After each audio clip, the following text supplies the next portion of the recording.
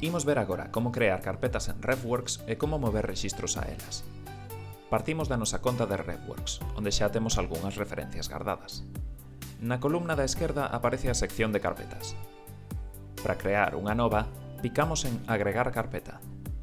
Abrirase unha ventá na que poderemos escribir o nome que queremos darlle.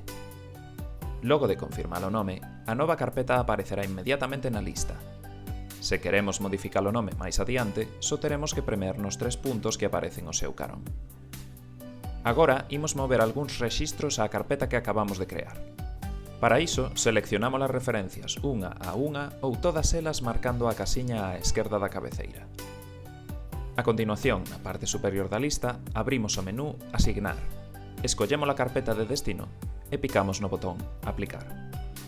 Se entramos agora na carpeta, veremos que os rexistros seleccionados xa aparecen nela.